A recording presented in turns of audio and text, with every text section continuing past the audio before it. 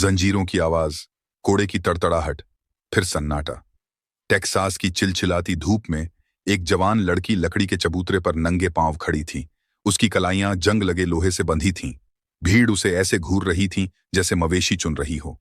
नीलाम करता मुस्कुराया। उसकी गर्दन से पसीना बह रहा था।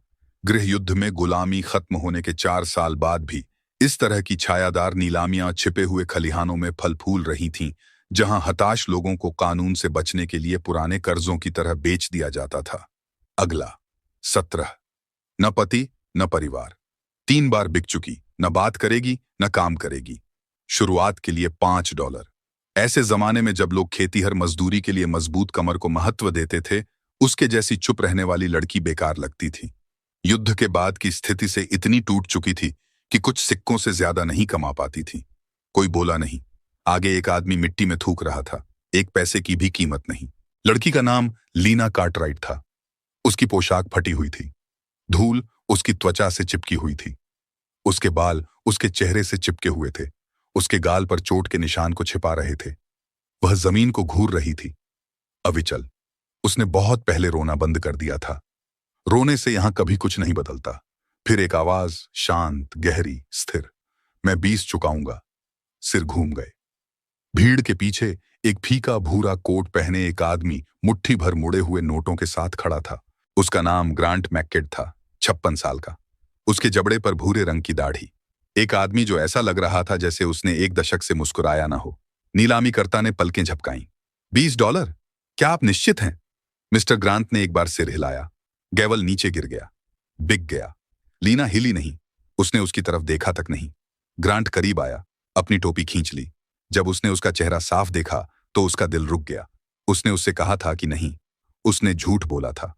नीलामीकर्ता ने लीना को आगे धकेल दिया। गिरने से पहले ग्रांट ने उसे थाम लिया। उसकी त्वचा तप रही थी। उसने पहली बार उसकी ओर देखा। उसकी आंखें हरी मगर खोखली थीं। उसने उसका नाम फुसफुसाया, लीना। उसके हाव भाव नहीं बदले। उसकी आंखों में एक चमक सी उभरी, मानो युद्ध द्वारा सब कुछ छीन लिए जाने से पहले की कोई आधी दबी हुई याद। लेकिन उसने उसे दबा दिया। उसकी जगह बैठे लोगों ने जल्दी ही सीख लिया कि पुराने चेहरों पर भरोसा नहीं करना चाहिए। उसे उसकी याद नहीं थी, या शायद उसे याद थी और काश उसे याद न होती। बाहर हवा में हथौड़े की आवाज फिर से गूंज रही थी। एक और जिंदगी बिक गई। एक और आत्मा चली गई। ग्रांट ने अपने आखिरी सिक्के गिने, उन्हें उस आदमी की हथेली में रख दिया और उस लड़की के साथ चला गया जिसने बरसों से बात नहीं की थी। ग्रांट ने बात नहीं की। एक निर्दयी आकाश के नीचे कच्ची सड़क फैली हुई थी। लीना उसके कुछ कदम पीछे चल रही थी। उसकी जंजीरें धीरे धीरे खनक रही थीं। हर आवाज उसे याद दिला रही थी कि उसका क्या कर्ज है। उसे नहीं पता था कि वह कभी समझ पाएगी भी या नहीं कि उसने ऐसा क्यों किया। शायद कभी नहीं। लेकिन जैसे ही खलिहान का दरवाजा उनके पीछे बंद हुआ, उसे लगा जैसे अतीत उसकी गर्दन पर सांस ले रहा है। 8 साल पहले उसके पिता के लालच ने कार्टराइट परिवार को बर्बाद कर दिया था, और अब उस परिवार का आखिरी टुकड़ा उसके बगल में चल रहा था, खामोश, टूटा हुआ और जिंदा। सूरज ढल रहा था। उनके पैरों के आसपास धूल जमी हुई थी। ग्रांट जानता था कि उस दिन के भूत उसका पीछा तब तक करेंगे जब तक वह उसे सच नहीं बता देता। लेकिन आप उससे माफी कैसे मांग सकते हैं जो आपको जानता ही नहीं? सड़क मीलों तक फैली हुई थी। घोड़ों के खुरों के नीचे धूल उड़ रही थी। खलिहान से निकलते ही ग्रांट ने घोड़ों को रोका, अपनी जेब से चाबी निकाली और उसकी जंजीरें खोल दी। आजाद देश में किसी को भी ये नहीं पहनने चाहिए। वह युद्ध के बाद संघ के सैनिकों के वादों को याद करते हुए बुदबुदाया। सूरज जोर से पड़ रहा था। जमीन को तब तक तप रहा था जब तक वह फट न जाए। ग्रांट धीरे धीरे चला। उसके पीछे एक छोटी घोड़ी पर बैठी लड़की चुप, सिर झुकाए खड़ी थी। कोई आवाज नहीं, बस जंजीरों की खनक सुनाई दे रही थी जो अब भी उसकी कलाई में बंधी थी। उसे उसका डर गर्मी जैसा महसूस हो रहा था। हर बार जब वह पीछे मुड़कर देखता तो वह जमीन को घूरती, उसे कभी नहीं। वे एक बड़े ओक के पेड़ के पास रुके। मीलों तक उसकी छाया ही एकमात्र ठंडी जगह थी। ग्रांट नीचे उतरा, घोड़ों को बांधा और अपने काठी के थैले से एक छोटा सा कैंटीन निकाला। वह पास गया, ध्यान रखते हुए कि ज्यादा पास ना आ जाए। लो, उसने धीरे से कहा। वह हिचकिचाई, उसे ऐसे देख रही थी जैसे वह उसे मार ही डालेगा। आखिरकार उसने उसे पकड़ने के लिए हाथ बढ़ाया। उसकी उंगलियां कांप रही थीं। उसने कैंटीन को कसकर पकड़ लिया। उसकी आंखें सिकुड़ गईं, जैसे उसने युद्ध खत्म होने के बाद से बहुत सी झूठी दयालुताएं देखी हों। अपनी सतर्कता कम करने से पहले उसने उसे परखा।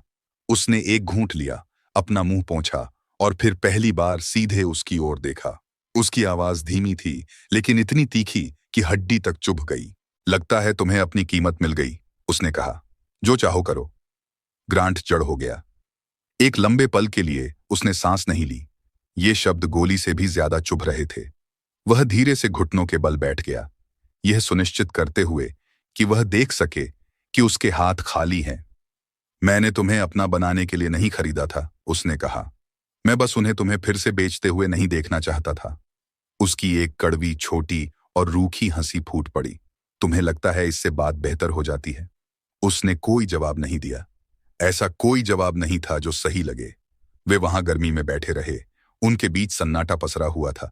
ग्रांट अपने जूतों को घूर रहा था, जिनके पसीने पर धूल चिपकी हुई थी। उसके हाथ। मैं तुम्हारे परिवार को जानता था, उसने आखिरकार कहा। तुम्हारे पिता एक अच्छे इंसान थे। जब वे उन्हें लेने आए थे तो मुझे और कुछ करना चाहिए था। लीना ने मुंह फेर लिया। उसकी आवाज धीमी थी।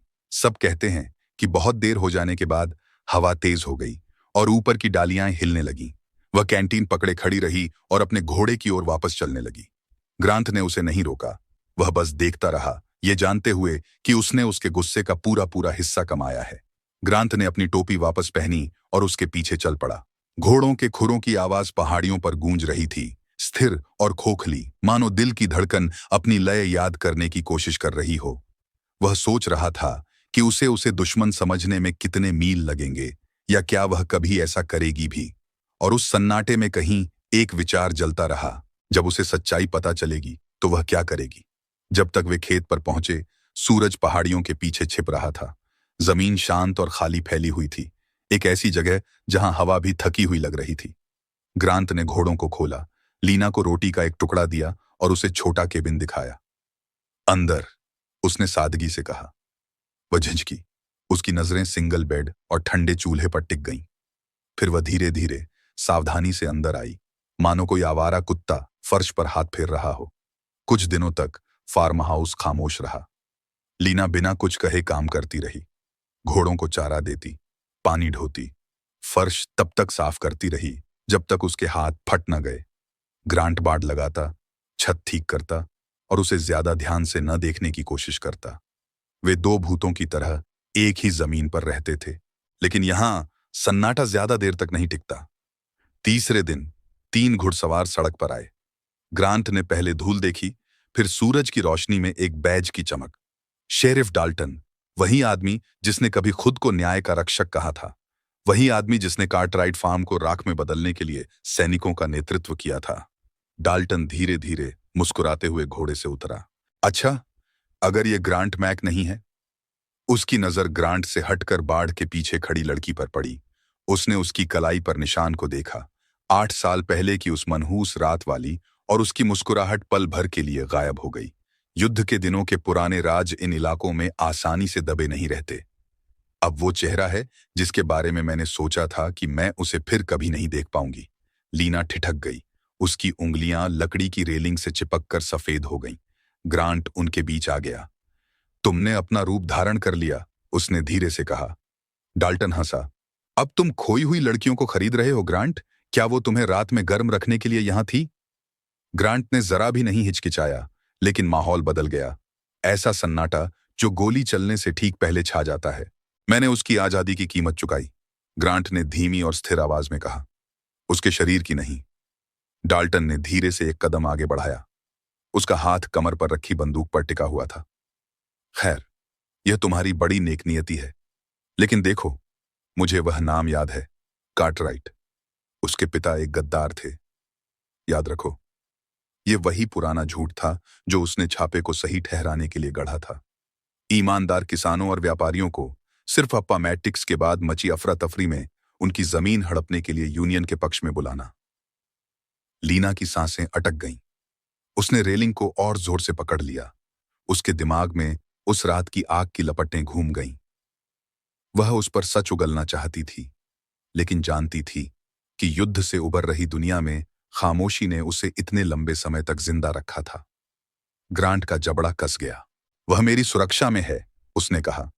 डाल्टन हंसा, फिर अपनी जेब से हाथ डाला और एक गोली निकाली। उसने उसे उनके बीच बाड़ के खंभे पर रख दिया। एक याद दिलाने के लिए, ग्रांट, उसने धीरे से कहा। कुछ भूत दबे नहीं रहते। जब वे आखिरकार चले गए तो उनके पीछे छोड़ी गई धूल पहले से ज्यादा भारी लग रही थी। लीना ने गोली उठाई और उसे अपने हाथ में घुमाया। वह कौन था? उसने धीरे से पूछा। ग्रांट ने कोई जवाब नहीं दिया। अभी नहीं। वह बस ढलते सूरज की ओर देखता रहा।